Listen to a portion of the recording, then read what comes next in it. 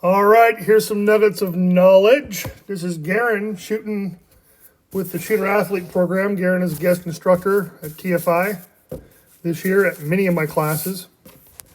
And this was a stage that we incorporated a lot of different stuff in. Let's take a look, then we'll break it down.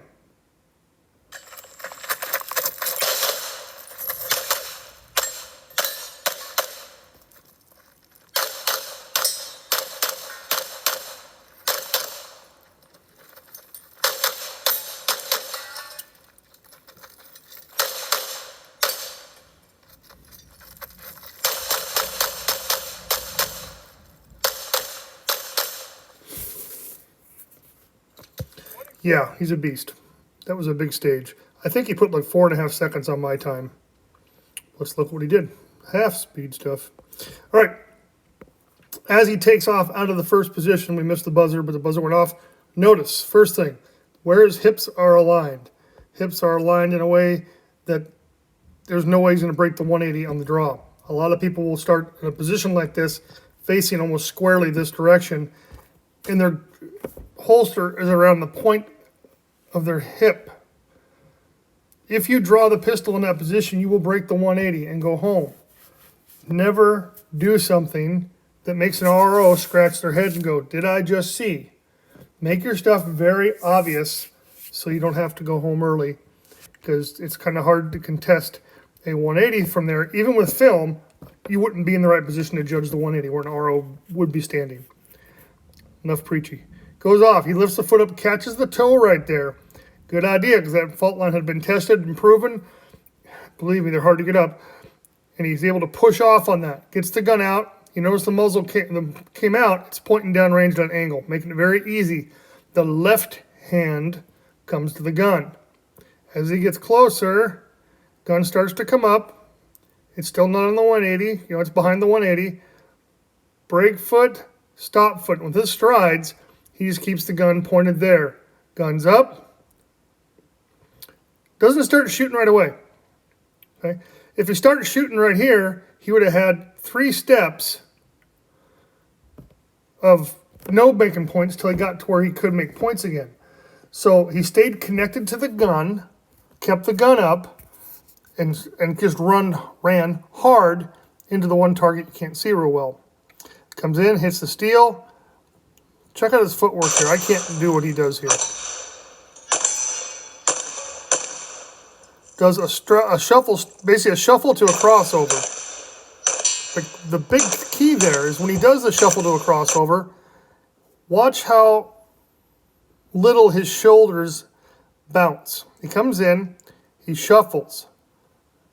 They come up a little bit here. He set up. Nope, I need a little bit more. Which he knew. We practiced this. Does a crossover step, keeps his weight down, legs are loaded. That's where doing that leg workout works out. Rises up a little bit for what's next. Aggressive on the popper. Boom. Swinger. This was not my typical normal fast swinger. With the hard cover in front here, it gave you just a weird looking A-zone because it kept changing how it looked. Also, it was a slow swinger to emphasize getting your hits all in one pass, because when it disappeared, you were losing 1.5 seconds. Gets his 2 hits, head turns real sharply. With the first step on the transition of exit, we have a target foot. He reaches out, taps this one right here. We were pushing some gun handling this month in the academy, or the Shooter Athlete program. Comes in, deceleration steps, comes in on the open target. We had played with staying back here more and trying to just stay on the move and float across these 3 targets.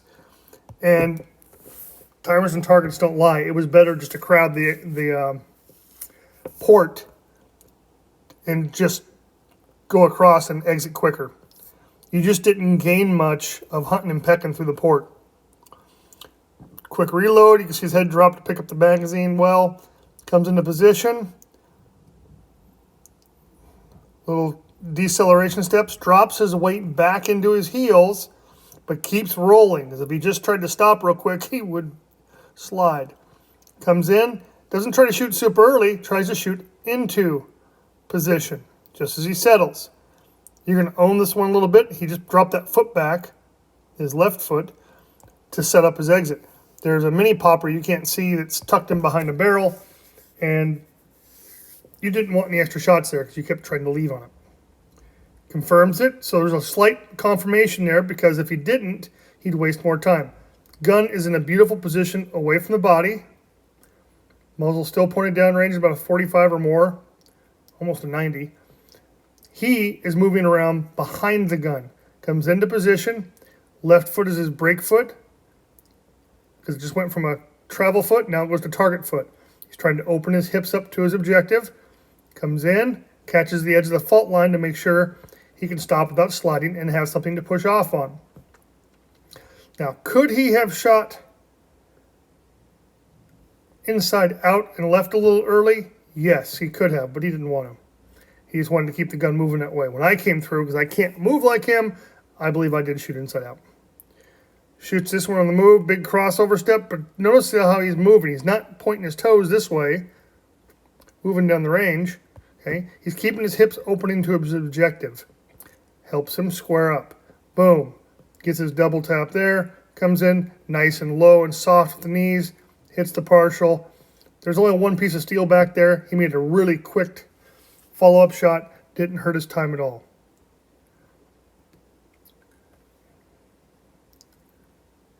Let's go back.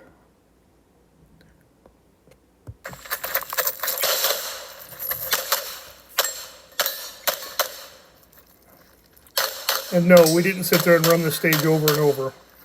We ran the stage once.